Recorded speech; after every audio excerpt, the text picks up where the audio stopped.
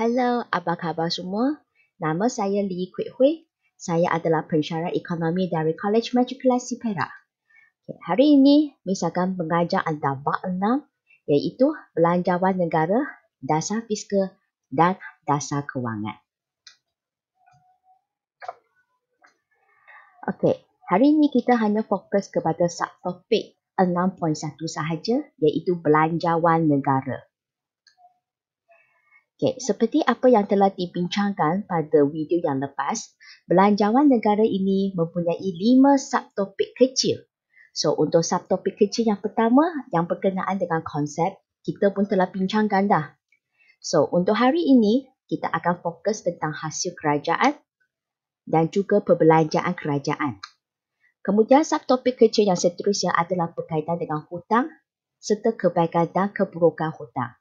Okay, so untuk hari ini kita fokus 2 subtopik kecil ini sahaja. Okay, belanjawan negara. Okay, seperti apa yang telah dimaklumkan pada video yang lepas, belanjawan negara ini terdiri daripada hasil. Okay, so hasil dekat sini kita ada 2 komponen yang utama. Jadi nanti kita akan bincangkan lah. Selain daripada itu, kita juga ada perbelanjaan. So bagi perbelanjaan bersama, dia ada 2 komponen yang utama. Hasil. Kan hari itu Miss kata hasil juga sama dengan pendapatan kan? Jadi sekarang Miss nak bertanya kepada anda. Dari manakah anda memperoleh pendapatan? Mungkin ada sesetengah pelajar kata bahawa pendapatan dia adalah daripada ibu bapa. Ataupun ada saudara mara yang bagi ke, kakak ke, abang ke. Ataupun daripada allow yang diorang terima. Kan? Jadi sekarang Miss nak anda tukar perspektif anda. Cuba fikir dari segi kerajaan. Sebab kerajaan pun sama. Kerajaan pun perlukan pendapatan. Dari manakah kerajaan memperoleh pendapatan? Pendapatan. Jadi ini adalah catatan yang telah ditunjukkan pada video yang lepas. Dan kita hanya tanya dari mana kerajaan dapat pendapatan kan? Okay, so kita fokus ke aspek ini sahaja. Yang sebelah itu boleh abaikan. Okay, dari mana datangnya? So, hari itu kita pun sudah bincang ada cukai pendapatan, cukai langsung lain, hasil bukan cukai, cukai tidak langsung, pinjaman. Okay, so yang ini adalah pendapatan kerajaan. Jadi, nanti kita akan fokuslah yang berkaitan dengan ini. Okay, so belanjawan negara. Dekat sini, hasil dia ada 2 komponen yang utama. Yang pertama adalah hasil cukai. Dan lagi satu adalah hasil bukan cukai. Okay, so ada 2 komponen yang utama ya. So untuk perbelanjaan sementara waktu ini boleh abaikan dulu. Okay, walaupun tadi saya kata hasil cukai ini, hasil kerajaan ini ada hasil cukai serta hasil bukan cukai kan. Okay, sebenarnya di bawah hasil cukai kita pecah kepada 2 lagi. Iaitu cukai langsung serta cukai tak langsung. Okey, jadi untuk sekarang kita akan fokus terhadap cukai langsung dulu. Okey, definisi cukai langsung. So, cukai langsung ini sebenarnya dia adalah beban cukai yang tidak boleh dipindahkan kepada pihak lain. Bermaksud sekiranya cukai tersebut dikenakan kepada individu ataupun sesebuah syarikat tertentu, individu atau syarikat tersebutlah yang kena menjelaskan bayaran cukai. Dia tak boleh pindahkan ataupun minta orang lain tolong bayarkan. Okay, so itu maksudnya tidak boleh dipindahkan. Okay, kita cuba tengok beberapa contoh cukai langsung. Okay, so yang pertama, cukai pendapatan individu. Okay, so biasanya orang kenali cukai pendapatan individu ini sebagai income tax lah. Kan biasa dengar income tax kan? So, bagi individu yang sudah dapat pendapatan, okay, kalau katakan pendapatan dia sudah capai satu tahap tertentu, so individu tersebut terpaksalah membayar cukai. So, itu kita panggil sebagai cukai pendapatan individu. Okay? Seterusnya, cukai pendapatan syarikat. Okay, so konsep dia sama seperti tadi juga, tapi tadi adalah dikenakan terhadap individu. Yang ini pula dia adalah dikenakan terhadap sesebuah syarikat. Terutamanya bagi syarikat yang dapat keuntungan lah, kena bayar cukai. So itu adalah cukai pendapatan syarikat. Okay, diikuti cukai pendapatan petroleum. Okay, sebenarnya cukai pendapatan petroleum ini pun sama. Dia juga dikenakan terhadap syarikat. Tapi syarikat ini adalah syarikat Okey, dan syarikat yang berkenaan dengan petroleum. So, cukai yang dikenakan kita panggil cukai pendapatan petroleum. Okey, dan lastly kita ada lagi satu contoh iaitu duty stamp.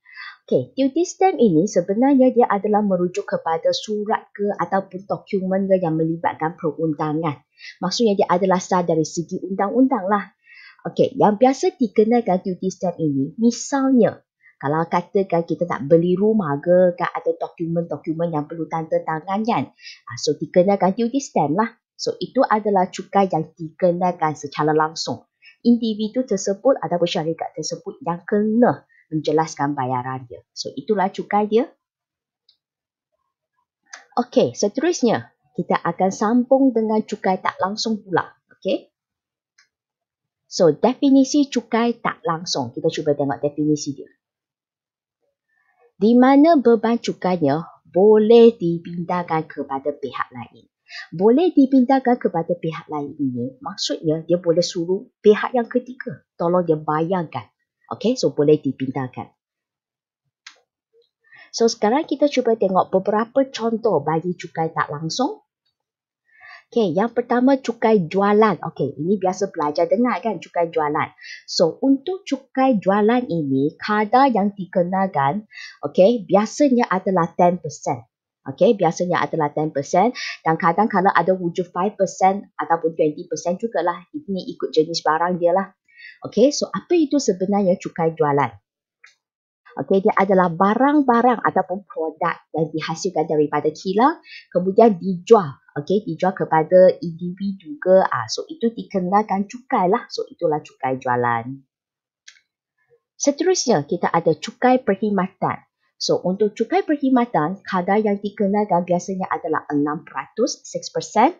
Okey, dan biasanya cukai perkhidmatan ini dikenakan. Okey, ini gambar ini adalah merujuk kepada hotel. Okay, kalau katakan, you orang stay dekat hotel ke, kenalah bayar cukai perkhidmatan. Yang ini pula adalah seperti restoran ke, kafe ke, dikenakan cukai jugalah. Seterusnya, duty export. Okay, duty dekat sini juga merujuk kepada cukai. So, maksudnya duty export ini adalah sekiranya kita ada barang yang ingin ekspor ke luar negara, dikenakan cukai. So, nampak ini negara kita yang dieksport ke luar. Okey, so itulah cukai yang dikenakan terhadap barang ekspor. Lagi, seterusnya duty import juga sama. Duty ini merujuk kepada cukai juga. Tapi kali ini, duty import ini adalah barang yang diimport. Okey, yang masuk ke negara Malaysia. So, barang yang diimport itu dikenakan cukai. So, itu kita panggil duty import. Okey.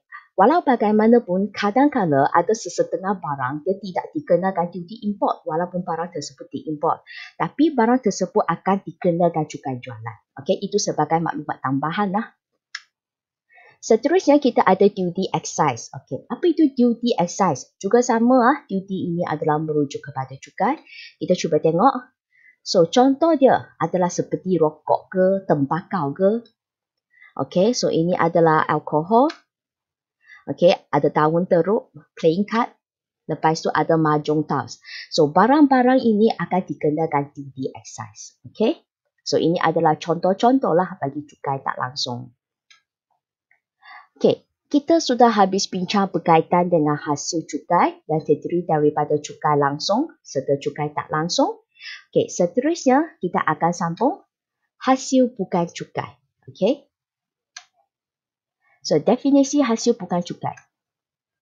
Dia adalah hasil dan perolehan daripada sumber-sumber bukan cukai.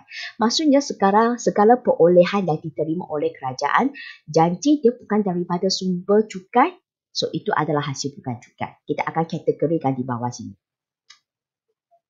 Marilah kita tengok contoh bagi hasil bukan cukai. So, kita ada denda dan rampasan. Okay, so denda ini contoh sajalah. Okay, kalau katakan, okay, no smoking. Okay, lepas tu dikenakan denda. So, kita masuklah di bawah hasil bukan cukai.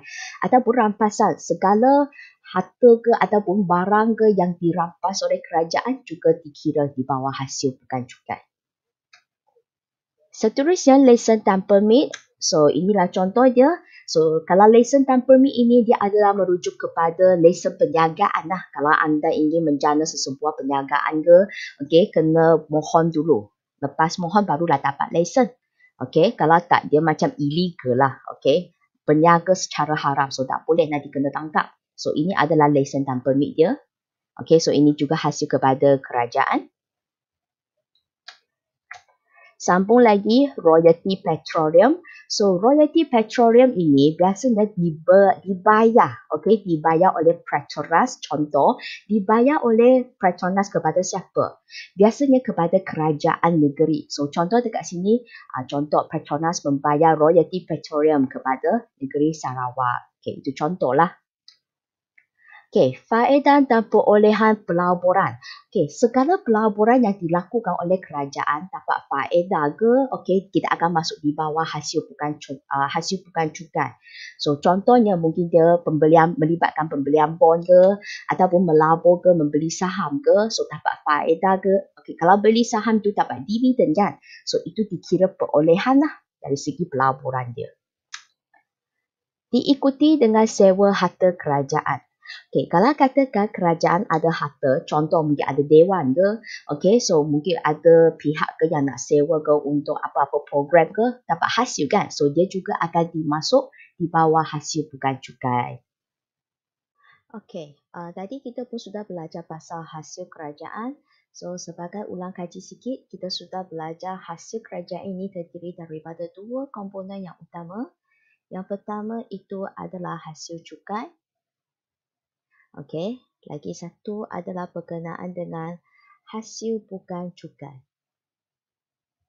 So, itu komponen yang utama lah. Okey, sini kita ada cukai langsung. Okey, dan selain daripada itu, kita ada lagi satu cukai tak langsung. Okey, ini merupakan apa yang pelajar dah belajar tadilah. Jadi sekarang, kita cuba tengok. Ini adalah belanjawan. Okey, tahun 2020 yang diperolehlah daripada Malaysia kini. Kita cuba tengok data dia dekat sini. So, ini tahun 2020 ya. Okey, so cuba tengok dia ada kategorikan kepada komponen yang berlainan. So, kita ada nampak cukai langsung, pinjaman, pendapatan bukan cukai, cukai tak langsung, cukai pendapatan. So, kalau ikut sukatan anda, ini saja yang anda belajar. Okey, jadi kalau kita nak klasifikasikan, kita cuba tengok cukai langsung lain. Okey, so dia memang berada di bawah cukai langsung lah. Untuk pinjaman ini sebenarnya dia adalah kira di bawah hasil bukan cukai. Okey, sebab dia adalah bukan cukai punya, so pinjaman di bawah ini. Pendapatan bukan cukai, so sudah jelas lah hasil bukan cukai. Diikuti dengan cukai tak langsung, so cukai tak langsung di bawah kategori cukai tak langsung. Dan akhirnya cukai pendapatan. So, inilah dia. Masuk di bawah cukai langsung. Okey, so itulah dia. Okey, so itulah yang berkaitan dengan hasil yang telah dipelajari. Jadi, sekarang kita akan masuk sesi soal jawab. Okey, pelajar hanya perlu jawab sama ada betul ataupun salah. Okey, daripada apa yang telah dipelajari tadilah. Okey, kita cuba tengok soalan yang pertama. Cukai langsung. Cukai langsung adalah cukai yang boleh dipindahkan kepada pihak lain. Okey, cuba fikirkan. Boleh dipindahkan ke?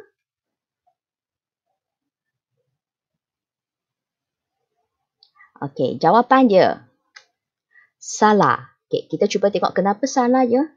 Cukai langsung boleh dipindahkan. Kan tadi Miss kata cukai langsung dia tak boleh dipindahkan kan?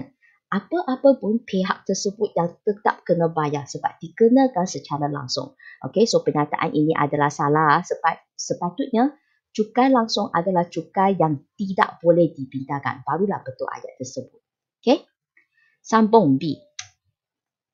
Duty stamp. Duty stamp ialah contoh bagi cukai tak langsung. Okey, cuba fikirkan.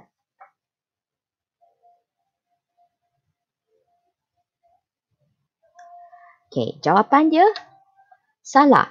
Okey, kan tadi Miss kata apa? Duty stamp ini berkaitan dengan apa? Dia adalah berkaitan dengan surat ke dokumen perundangan. Misalnya seperti pembelian rumah. Okey, apa-apa pun individu tersebut kena membuat pembayaran kan? Jadi, individu tersebut yang kena membayar juga. Dia sepatutnya cukai langsung. Okey? Okey, sambung C. Duty excise ialah contoh bagi cukai tak langsung. Okey, cuba fikirkan. Okey, jawapannya betul. Sebab duty excise tadi bagi contoh seperti apa? Rokok, tembakau. Lepas tu ada apa lagi? Alkohol. Okey, daun teruk. Itu memanglah cukai tak langsung. Betul lah tu. Dan akhirnya, royalty petroleum ialah contoh bagi hasil bukan cukai. Okey, jawapan anda?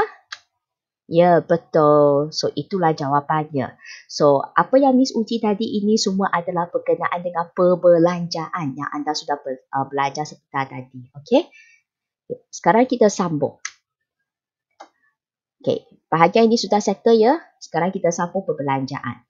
So, untuk perbelanjaan pun sama, dia terdiri daripada dua komponen yang utama. Nanti kita akan cuba tengok apakah dua komponen tersebut. Sekarang perbelanjaan pula. Daripada pendapatan yang anda peroleh, ke manakah anda membuat perbelanjaan? Mungkin ada pelajar yang kata perlu makan dekat kafe ke, top up ke, beli buku rujukan ke, photostat ke, dan pelbagai lagi. Dan mungkin ada yang kata dia perlu outing. Banyak betul perbelanjaan anda. So, begitu juga sama dengan kerajaan. Kerajaan juga membuat perbelanjaan. Anda pun mempunyai perbelanjaan yang begitu banyak. Apatah lagi kerajaan. Jadi, cuba fikirkan, apakah perbelanjaan yang sebenarnya dibuat oleh kerajaan? Okey, sekarang kita cuba tengok. Okey, ini pun sama. Hari tu video yang lepas tadi pun sama. Kita sudah tengok catapai ini. Okey, tetapi sekarang kita fokus. Ke manakah perbelanjaan dibuat, ke mana dibelanjakan. So, ada banyak komponen-komponen kecil kat sini. Tapi kita hanya fokus kepada yang utama sahaja. Kan tadi Miss kata ada dua kan? So, yang ada dua itu, yang pertama kat sini. Perbelanjaan mengurus. Lagi satu, perbelanjaan pembangunan. So, itulah dua komponen yang utama yang kita akan bincangkan. So, perbelanjaan dia terdiri daripada perbelanjaan mengurus. Lagi satu, yes, pembangunan. Okey, itulah dia. Okey, so dekat sini kita cuba tengok perbelanjaan mengurus. Okey, Miss ada buat simbol OE ya. So, OE ini dia sebenarnya adalah stand for Operating Expenditure dalam bahasa English. Okey, dan perbelanjaan pembangunan DE. DE pula stand for Development Expenditure. Okey, sebagai simbol yang digunakan lah. Okey, untuk perbelanjaan mengurus, dia adalah ikut objek. Okey, yang pembangunan punya kemudian. So, ingat yang mengurus punya dia adalah ikut objek. Nanti kita akan tengok apakah objek-objek tersebut. Okey. So, definisi perbelanjaan mengurus. Okey, so definisi dia. Dia adalah untuk mengurus atau memenuhi keperluan semasa bagi melicingkan urusan pentadbiran kerajaan. So, kata kuncinya mengurus atau memenuhi keperluan semasa. Ingatlah tujuan dia adalah melicingkan urusan pentadbiran. Okey, so itu definisi perbelanjaan mengurus. Okey, kita cuba tengok beberapa contoh bagi perbelanjaan mengurus. So, untuk contoh yang pertama, emolument. So, apa itu emolument? Okey, kita cuba tengok gambar yang disediakan. Dia kata ada wang. Okey, so ini kerajaan Malaysia. Ada orang ramai kat sini. So, bermaksud apa? Emolument ini sebenarnya dia adalah merujuk kepada gaji ataupun pendapatan bagi kaki tangan awam. Okey, kita tak sebut gaji ke pendapatan, tetapi kita sebut emolument. Okey, so gaji bagi kaki tangan awam itu emolument. Diikuti dengan pencen dan ganjaran. So, pun samalah bagi pejabat awam yang telah bersara ke, dia dapat pencen dan ganjaran dia. Okey, itu juga di bawah kategori perbelanjaan mengurus. Yang ketiga, bayaran khidmat hutang. Sudah kata berkaitan dengan hutang kan? Okey, kita buat pinjaman, okey, pinjaman yang kita dapat, lepas tu kan kena bayar balik kan? So, yang bayar balik itu bayaran khidmat hutang lah. So, dia juga merupakan salah satu perbelanjaan mengurus. Okay, lastly, bekalan dan perkhidmatan. Okay, so bekalan dekat sini sebenarnya dia adalah merujuk kepada pembelian bahan mentah. Okay, so bahan mentah ini misalnya kita cuba tengok. Okay, ini adalah makanan yang disediakan. Okay, contoh di hospital. Kan kalau pesakit-sakit dia ada sediakan makanan kan, breakfast ke lunch ke dinner kan. So bahan-bahan yang masak ini dia kena sediakan masakan kan. Jadi pembelian bahan mentah itu dianggap di bawah bekalan. Okay, so itu juga merupakan salah satu contoh bagi perbelanjaan mengurus. Okay, so itulah bagi perbelanjaan mengurus yang ikut objek. Sekarang kita akan fokus tentang perbelanjaan pembangunan pula. Yang ini pula adalah ikut sektor.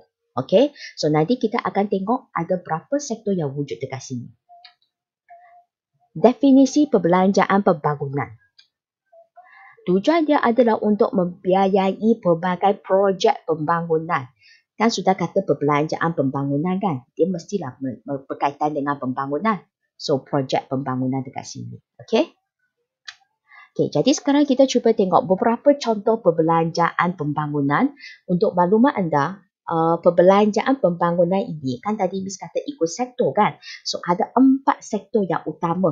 Okay, so untuk sektor yang pertama, dia adalah berkenaan dengan perkhidmatan ekonomi. So ini ekonomi. Kita cuba tengok contohnya. Pertanian dan pembangunan luar bandar, perangan dan industri, pengangkutan, tenaga dan utiliti alam sekitar komunikasi. So ini adalah contoh-contoh di bawah perkhidmatan ekonomi. Okay, so inilah pertanian. Okay, yang ini perindustrian, contohlah. Okay, so sektor yang pertama itu berkaitan dengan ekonomi. Sektor yang kedua pula berkenaan dengan sosial. So itu adalah perkhidmatan sosial. Okay, kita cuba tengok contoh dia di bawah perkhidmatan sosial. Okay, ada pendidikan, kesihatan, perumahan. So inilah pendidikan, okay, yang berkaitan dengan kesihatan. Okay, so itu contoh dia. Sambung dengan sektor yang ketiga pula, keselamatan. Cuba tengok contoh dia. Terdiri daripada keselamatan dalam negeri, pertahanan. Okay, so inilah contoh yang ditunjukkan melalui gambar. Dan yang terakhir sekali, pentadbiran am. Okay, kita cuba tengok contoh dia. Pembaikan dan pengubahsuaian. Okay, so itu adalah contoh bagi perbelanjaan pembangunan. Okay, kita cuba tengok dari segi perbelanjaan kerajaan yang dilaksanakan. Okay, pelajar pun telah belajar ada 2 jenis perbelanjaan. Yang pertama itu adalah berkenaan dengan perbelanjaan mengurus. Okay, so perbelanjaan mengurus. Lagi satu adalah perbelanjaan pembangunan. Okay, so misalnya tulis pembangunan sajalah. Okay, daripada sini kita boleh nampak yang ini, okay, yang atas punya graf garis ini sebenarnya dia adalah merujuk kepada perbelanjaan mengurus. Okay, so sebab kita nampak dekat sini, yang ada contoh misalnya, ada charge hutang, emolumen dan charge persaraan. So, kita nampak yang bulat-bulat ini adalah emolumen. Seperti yang telah dimaklumkan lah, emolumen itu adalah gaji bagi kaki tangan awam dan dia adalah antara jenis perbelanjaan yang di bawah perbelanjaan mengurus ini yang paling tinggi sekali kalau banding yang lain. Okay, so seterusnya yang segi 4 ini diikuti dengan charge hutang iaitu bayaran khidmat hutang. Okay, sementara charge persaraan, inilah data dia yang telah ditunjukkan. So yang ini adalah perbelanjaan mengurus. Okay, ingatlah yang ini adalah ikut objek punya. Okay, seterusnya kalau kita cuba tengok perbelanjaan pembangunan. Okay, bagi perbelanjaan pembangunan ini kita ada terdiri daripada beberapa sektor sebab dia ikut sektor. Sektor yang pertama ini dia adalah berkenaan dengan ekonomi. Okay, ekonomi. Dan yang sektor kedua ini adalah berkenaan dengan sosial. Okay, lepas itu diikuti dengan keselamatan. Okay, dan akhirnya adalah berkenaan dengan pentadbiran. Okay, pentadbiran am lah. So, ada 4 sektor dekat sini. Jadi, berdasarkan carta bar yang disediakan dekat sini dia ada banyak kategori. So nanti kita akan klasifikasikan setiap item itu di bawah sama ada sektor ekonomi ke, sosial ke, keselamatan ke dan pentadbiran. Kita cuba tengok pendidikan. Pendidikan hari itu kita sudah belajar dia sepatutnya di bawah sosial. Kesihatan pun sama di bawah sosial. Administrasi awam. So ini adalah di bawah pentadbiran. Keselamatan dalam negeri di bawah keselamatan. Lepas itu pengangkutan ini di bawah ekonomi. Pertahanan pula di bawah keselamatan. Lain-lain sosial, sosial lah. Lain-lain ekonomi itu ekonomi lah. Pertanian dan luar. Ini sebenarnya merujukkan pertanian dan juga pembangunan di luar bandar. So ini adalah ekonomi. Diikuti dengan perdagangan dan industri juga di bawah sektor ekonomi. Tenaga dan utiliti serta alam sekitar ini juga di bawah ekonomi. Lepas itu diikuti dengan perumahan. Perumahan ini di bawah sosial. Dan akhirnya komunikasi. Komunikasi ini pun di bawah ekonomi. So daripada data sini kita nampaklah sebenarnya perbelanjaan pembangunan ini, so perbelanjaan terhadap sosial agak tinggilah sebab kita nampak pendidikan dan kesihatan dia adalah catat yang paling banyak sekali. Dan sesi soal jawab ini sekarang adalah berkenaan dengan perbelanjaan sahaja. A. Perbelanjaan mengurus adalah perbelanjaan kerajaan untuk membiayai pelbagai projek ekonomi yang dapat tingkatkan aktiviti ekonomi. Cuba fikirkan. Betul atau salah?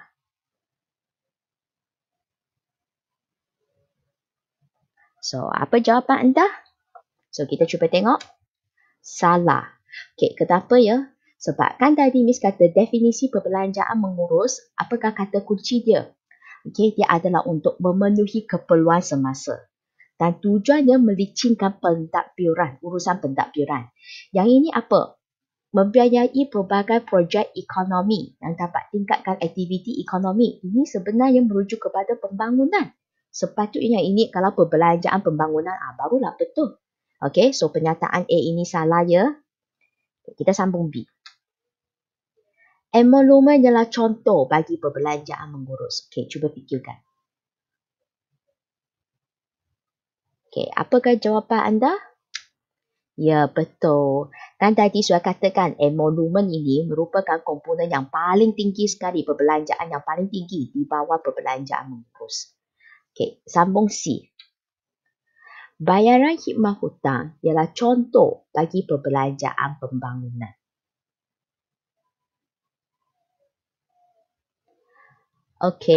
Jawapannya salah. Bayaran khidmat hutang sebenarnya merupakan perbelanjaan mengurus. So mengurus sebab kan tadi kata perbelanjaan pembangunan ini dia adalah ikut sektor kan. Misalnya ekonomi, sosial, keselamatan dan juga pentadbiran. So yang ini tak ada kaitan lah. Ini sepatutnya ikut objek. D. Perbelanjaan terhadap pertanian dan pembangunan luar bandar merupakan perbelanjaan pembangunan di bawah perkhidmatan sosial. Cuba fikirkan.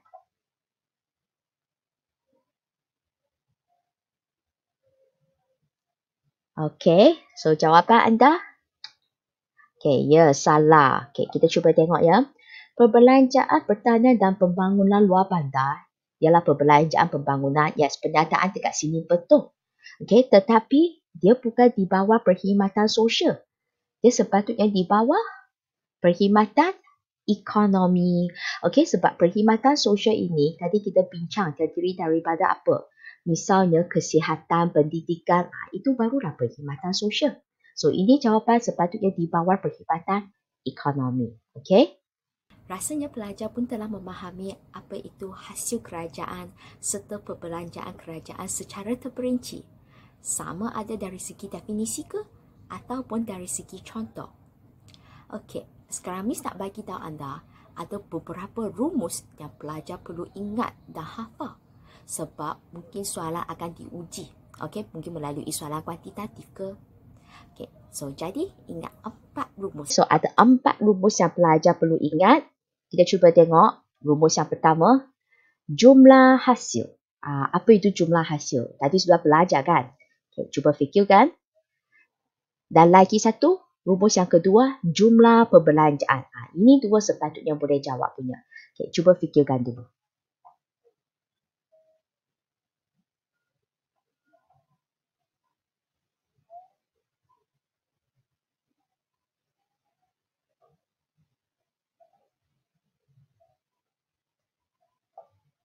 Okey, kita cuba tengok jawapannya. So, jumlah hasil. So, cek jawapan sama-sama ya. Jumlah hasil rumus dia. Hasil cukai tambah hasil bukan cukai. Ya, itulah dia. Okey, ada satu lagi rumus yang boleh digunakan. Atau, cukai langsung tambah cukai tak langsung tambah lagi hasil bukan cukai. Sebab cukai langsung tambah cukai tak langsung, dia akan jadi hasil cukai. So, itulah rumus pertama yang pelajar perlu ingat. Okey, sambung dengan rumus yang kedua, jumlah perbelanjaan. Rumus dia. Ya, perbelanjaan mengurus tambah perbelanjaan pembangunan. Okey, so itulah dua rumus yang utama. Okey, kita sambung dengan rumus yang ketiga pula. Sebab subtopik ini berkaitan dengan belanjawan kan? So, you kena tahu macam mana nak hitung belanjawan. Tadi belajar apa? Hasil kan? Lagi, perbelanjaan. So, belanjawan ini mesti berkenaan dengan dua komponen itu. Jadi, nak hitung belanjawan, kita guna jumlah hasil tolak jumlah perbelanjaan. So, itu je. Okay, lagi satu rumus yang keempat ni. Akaun semasa. So, akaun semasa ini dia tanya, belanjawan akaun semasa. Macam mana nak kira ini? Okay, so untuk rumus ini, kita akan guna jumlah hasil, kita tolak. Tapi kita hanya tolak perbelanjaan mengurus sahaja. So, ingat, rumus yang keempat ini akaun semasa, sama dengan jumlah hasil, tolak perbelanjaan mengurus. Okey, so sekarang kita cuba tengok balik subtopik kecil yang kita telah kuasai. So, konsep ini memang sudah dan kita pun sudah bincang pada video yang lepas. Hari ini memang kita bincang pasal hasil kerajaan serta perbelanjaan kerajaan sahaja dan rasanya pelajar pun boleh kuasai dah apa yang kita bincang tadi tu. So, untuk video yang seterusnya, kita akan fokus tentang hutang serta kebaikan dan keburukan hutang. Okey? Sekiranya anda suka video saya, ingat subscribe YouTube channel saya. Saya Lee Kwek Hui, pensyarah ekonomi dari College Matrikulasi Perak. Sekian, terima kasih. Kita jumpa lagi.